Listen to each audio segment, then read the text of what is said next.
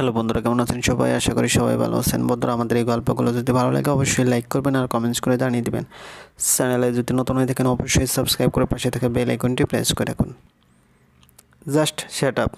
সাহস কি হয় তোমার এখনও এখানে দাঁড়িয়ে থাকার? Get out. আয়ান কথাটা অনেক কণ্ঠস্বরে বলল আদিবা। কে আয়ান? শুধু স্যার। Sorry sir. কথাটা বলতেই আদিবার চোখের পানিগুলো জ্বর করে গাল বেয়ে নিচে পড়ছে। আদিবা কান্না করতে করতে আয়ানের রুম থেকে বেরিয়ে গেল। দরজার সামনে নীরাকে দেখে জড়িয়ে কাঁদতে লাগলো। ইচ্ছে করছে চিৎকার দিয়ে কান্না করতে। কী থেকে কি হয়ে গেল নিজেও বুঝতে পারছে না আদিবা। তার জীবনে এই কেমন ঝড় নেমে আসলো। নীরা আদিবাকে নিয়ে বাসায় যাওয়ার জন্য পা বাড়ালো। আয়ান দীর্ঘশ্বাস ছেড়ে ধপাস করে চেয়ারে হেলান দিয়ে বসে কপালে হাত দিয়ে ভাবছে আদিবার কথা। আদিবার ইচ্ছা ছিল সে পড়াশোনা শেষ করে তারপর বিয়ে করবে, বিসিএস পরীক্ষা দেবে। এটা আদিবার জীবনে এক মহা স্বপ্ন ছিল, আর সেই স্বপ্ন পূরণ করতে গিয়ে আমাকে তার জীবন থেকে হারাতে হয়েছে। আপনারা কি ভাবছেন আমি তার স্বপ্নে বাধা হয়ে দাঁড়িয়েছিলাম? না, আসলে আমি তার স্বপ্নের কথা জানতামই না। আদিবার সাথে আমার পারিবারিকভাবে বিয়ে ঠিক হয়। আমার মা আদিবার একটা ছবি এনে, আয়ান দেখতো মেয়েটা কেমন। মা, মেয়ে দেখে কী হবে? আমি এখন বিয়ে টিয়ে নিয়ে ভাবছি না। কথাটা বলতে বলতে আয়ন শার্ট পরছে বাইরে যাওয়ার জন্য। বিয়ে করলে তোর ক্ষতি কী হবে আমাকে একটু বলবি? আচ্ছা ঠিক আছে, বিয়ের কথা পরে ভাবা যাবে। তুই শুধু ছবিটা দেখ একবার। ভাবলাম মা যখন এত করে বলছো একবার দেখে রিজেক্ট করে দেব। কই ছবি দাও। অনিচ্ছা সত্ত্বেও মায়ের হাত থেকে ছবিটা নিয়ে বিরক্তিকরভাবে তাকাতেই আমি সেই ছবিতে আটকা পড়েছিলাম। দৃষ্টিহীন চোখে তাকিয়ে আছি সেই ছবির দিকে। ছোটো বোন আর মা দুজনেই টিপ্পনি কেটেছে সেই দিকে, আমার কোনো খেয়ালই নেই। আমি ছবিতে হারিয়ে ভাবছি আমার জীবনের প্রথম দেখা কোনো এক মায়াবী অপসরী। চোখগুলো যেন হাজারটা কথা বলছে আমায়। আমি সেই দিন পুরোই হারিয়ে গিয়েছিলাম ওই মেয়ের মাঝে। ছোট বোন আমার হাত থেকে ছবিটা এক ঝটকায় কেড়ে নেয়। মা, কেন তুমি ভাইয়াকে এইসব মেয়েদের ছবি দেখাচ্ছ? ভাই তো বিয়েই করবে না। আমি তখন মায়ের দিকে তাকিয়ে আমতা করে মাথা চুলকাতে, মা, মেয়েটার নাম কি? মা আমার দিকে অভিমানী স্বরে বলল, কেন, তুই তো বিয়েই করবি না, তাহলে নাম জেনে কী হবে? মা বলো না। আদিবা, শুনেছি অনেক পড়ালেখা করে, তবে কিসে পড়ে তোদের এইসব তো আর আমি বুঝি না। তুই দেখা হলে জিজ্ঞেস করে নিস। দেখা মানে? মেয়ের বাবা ফোন করে বলেছে তুই যেখানে কাজ করিস মেয়েটাও নাকি তার আশেপাশে কোনো এক হোস্টেলে থাকে। তুই তো কাল চলে যাচ্ছিস, পরশুদিন না হয় দেখা করে নিস। আজ আদিবার সাথে একটা রেস্টুরেন্টে দেখা করতে আসছে।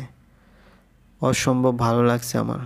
অবশ্য ফার্স্ট টাইম কোনো মেয়ের সাথে এইভাবে দেখা করা। আদিবার দিকে আমি মুগ্ধ চোখে তাকিয়ে আছি। ও কথা বলছে আর হাসছে। আমি সেই হাসির দিকে মন্ত্রমুগ্ধের মতো চেয়ে আছি। আমাকে নাকি ওরও অনেক পছন্দ হয়েছে। এক পর্যায়ে দুজনে মিলে ঠিক করলাম আমরা আগে কয়েক মাস ছুটিয়ে প্রেম করব, তারপর না হয় বিয়ে। সেদিন আদিবার সাথে দেখা করে এসে সারা রাত তার সাথে ফোনে কথা বলেই কাটাতাম। দেখা করতাম, দুজনে একসাথে রিকশায় করে মাঝে মাঝে ঘুরে বেড়াতাম। একদিন আদিবাকে বললাম, আমার এই ছোট্ট চাকরিটা নিয়ে তুমি খুশি তো আদিবা? সেদিন আদিবা বলেছিল, আয়ান, আমি তোমার টাকাকে ভালোবাসি না, আমি আমার এই আয়ানকেই ভালোবাসি। যে আয়ান ছোট ছোট সারপ্রাইজ দিয়েই আদিবাকে দেখার জন্য মাইলের পর মাইল হেঁটে আসে, আমার হাত ধরে সারা জীবন কাটানোর স্বপ্ন দেখে। সেদিন আদিবার কথা শুনে ওর প্রতি বিশ্বাস দ্বিগুণ বেড়ে গেল।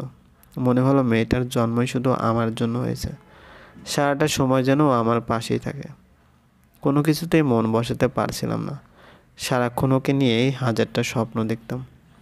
মাকে ফোন করে বললাম বিয়ের দিন তারিখ পাকা করতে।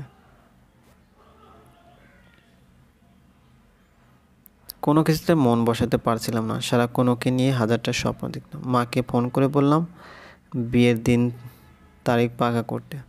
আমার কথা শুনে মা বাবা ছোটো মামা গিয়ে আদিবার বাড়িতে গিয়ে বিয়ের কথা পাকা করে এসেছে।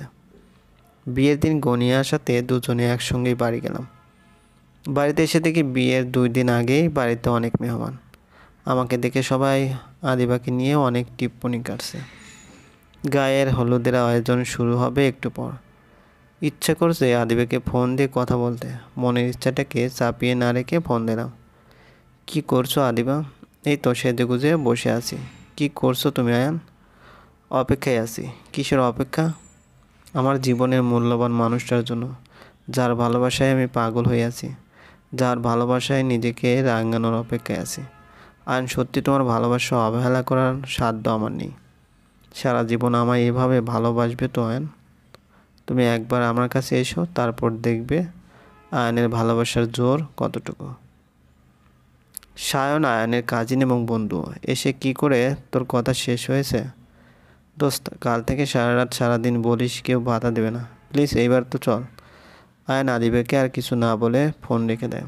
মুচকি হেসে চলে। আয়নকে সায়ন গায়ে হলুদের স্টেজে নিয়ে গেল। সবাই একে একে আয়নকে হলুদ মাখিয়ে আনন্দ উল্লাসে ব্যস্ত। সব আয়োজন শেষ করে আয়ন সিঁড়ি দিয়ে নামতে যাবে এমন সময় আদিবার বাড়ি থেকে ফোন আসছে। আয়ন নেমে ড্রয়িং রুমে এসে ফোন রিসিভ করে। আসসালামু আলাইকুম। জি আঙ্কেল, বলুন। তোমার বাবা কোথায়, ওনাকে ফোনটা দেওয়া যাবে? আয়ান এই পাশ ওপাশ তাকিয়ে দেখে তার বাবা তার দিকে এগিয়ে আসছে।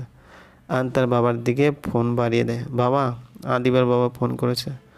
আয়ানের বাবা ফোন হাতে নিয়ে কানে ধরতেই আদিবার বাবা আমতা আমতা করে, বিআই সাহেব, আমি কি করে কথাটা বলবো বুঝতে পারছি না। আশ্চর্য ব্যাপার, আপনি কি এমন কথা বলবেন যার কারণে এত সংকোচ করছেন? আপনি নির্ভয়ে বলুন, কি সমস্যা? আমার মেয়ে আদিবা পালিয়েছে। আদিবের বাবা একদমে কথাটা বলে ফেলল। আয়নের বাবা চিৎকার দিয়ে, হট, আপনি কি আমার সাথে ইয়ার্কি করছেন? মিস্টার আবদাল সাহেব, আদিবের বাবা, এইটা আমার সম্মানের ব্যাপার।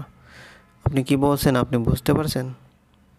আদিবের বাবা অসহায়ের মতো হয়ে গলার স্বরটা নামিয়ে, প্লিজ আপনারা আমাদের ক্ষমা করেন। আমি বুঝি আপনাদের মান সম্মানের ব্যাপার। আপনি একবার ভেবে দেখুন, আমারও মান সম্মান কম যায়নি। আমি বাবা হয়ে মানুষকে কীভাবে মুখ দেখাবো একটা ভেবে দেখুন। আমার মেয়েটা কেন এমন করলো আমি বুঝতে পারছি না। থামুন। কথাটা বলতেই আয়নের বাবা হার্টের ব্যথা শুরু হয়ে গেল। বুকটা কোনো রকম ভাবে চেপে ধরেছে। আয়ন এইসব দেখে তার বাবাকে জড়িয়ে ধরে সবাইকে ডাকতে লাগলো। বাবা, কি হয়েছে তোমার? আদিবার বাবা কি এমন কথা বলছে যার কারণে তোমার বুকে ব্যথা করছে? কথাগুলো বলতে বলতে আয়ন তার বাবাকে ধরে সোফায় নিয়ে বসালো। আয়নের মা, মামা, বোন, সায়ন সবাই এগিয়ে এসেছে। আয়নের বোন নাক দিয়ে পানি আর ওষুধ নিয়ে এসে, মা, বাবাকে এই ওষুধটা খাইয়ে দাও। সবাই অস্থির হয়ে আছে, কি এমন ঘটলো যার কারণে বাবার এই অবস্থা? আদিবার বাবা কি বিয়ের ব্যাপারে কিছু বললো নাকি? আয়ন দুই হাত দিয়ে মাথা চেপে বসে আছে, ভাবছে আর বাবার সুস্থতার অপেক্ষা করছে। আয়নের বাবা একটা দীর্ঘশ্বাস পেলে আয়ান আয়ান দৌড়ে এসে তার বাবার পাশে বসে। বাবা, কি হয়েছে তোমার?